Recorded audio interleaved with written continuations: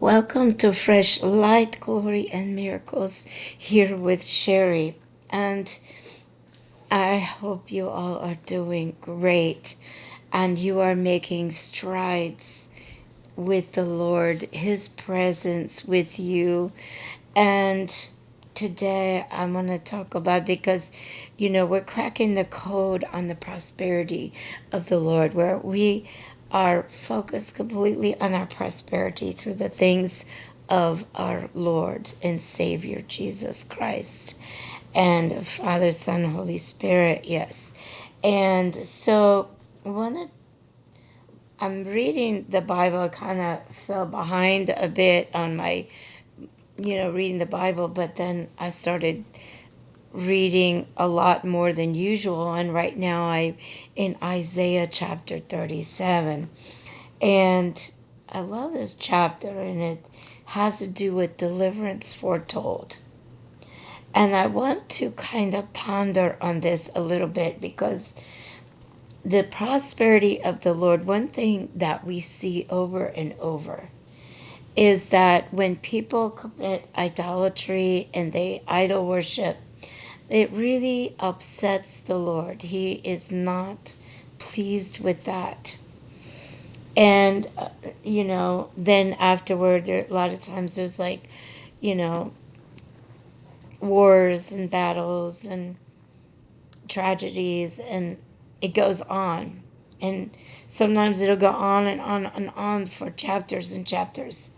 But the pattern that I see throughout every chapter that I've been reading in the Holy Bible is that when people or a group of people or a nation turns back to the Lord, when they get rid of their idols, when they humble themselves, when they turn back to the Lord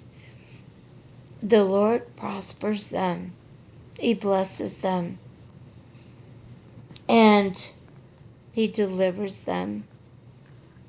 And God knows how, He really knows how to make things so that people are very aware. And in Isaiah, it's no different. God is talking about Jerusalem's deliverance foretold. And and the same with us as well. Like if we abide in the Lord and He abides in us, if we are connected in the vine and the vine in us, if you will, the Lord has promises for us. If we turn back to the Lord, if we make space and time for the Lord is faithful and just to deliver us, to free us, to bless us, to turn things around. And there's so many generations of people in the Word that were affected by the things of God. And, but when, you know, the scripture that comes to mind, if my people who are called by my name will humble themselves and pray, turn from their wicked ways, the Lord He will hear us. He will turn towards us. He will turn His anger away from us. He will have mercy on us. And even interestingly enough, back in the book of Job, Job was really a character, but he was one that was tested and tried and faithful. And even though he went through great trials, I mean, losing family and losing property and getting sores and boils on his body, and I mean, he was a mess. And his wife was saying, "Well, Job, why don't you just curse God and die?" But thank God, Job was faithful to God. He never did that. Now, he did he did have a lot to say. You know, I I kind of see it like complaining, but and then he had what you call Job's comforters, and they were like kind of putting everything in Job's face, so to speak, like letting him know, well, you must have really done some bad things when you did this or that, and yada yada yada. It's so finally, towards the end of the book of Job, it was very interesting, and God wouldn't even hear the prayers of those friends, those so-called comforters, until but Job, he was like, Lord, he humbled himself. He apologized to the Lord. He got his heart right with the Lord instead of shaking his fist, angry at God. No, he turned his heart to the Lord. And then the Lord blessed him even more abundantly than ever. And his friends, God wouldn't even hear their prayers until they made sacrifices and they asked Job to pray for them. And Job went before the Lord. But it was interesting, the order of things. God didn't go and like condemn his friends first. He went straight to Job and he dealt with Job directly first. And then he and then he dealt with those comforters, his Job's friends.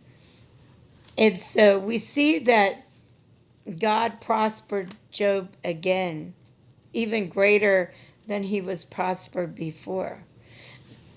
But many times in the Bible, there's like this whole pattern that we could see about the prosperity of the Lord, and that is returning back to God, repenting, humbling ourselves. These nations, these tribes, these generations, and generations of people, and in some chapters they actually list many of the some of the peoples that were represented in different tribes or communities, etc. And like in First Chronicles, it goes on for several pages. So this is, and this was across different times, peoples, you know, and it also applies to us as well. And we can turn back to the Lord. And so today I want to encourage you, are you turning back to the Lord? Am I turning back to the Lord? Are there places and things that we say are okay and we justify that really God doesn't justify? Well, we can go to the Lord about those things and ask for wisdom. Do we care? Are we sensitive to what the Lord wants or what He cares about? Are we willing to turn back to God? How are we willing to turn back to the Lord? And so these are all great questions that we can ask ourselves and we can go to the Lord with. And but this is one code cracked, if you will, of realizing that when we turn back to the Lord, whoever we are, however many generations in our family have done this or that, but if we will turn back, if we will humble ourselves, if we will pray and seek the Lord and become sensitive to His still, quiet voice, there's prosperity in the Lord on that. And so, with that, I encourage you, I challenge you, as I also challenge myself. And I pray the Lord richly bless you here from the USA, my home to yours all over the world, with much love. Until very soon, may God richly bless you.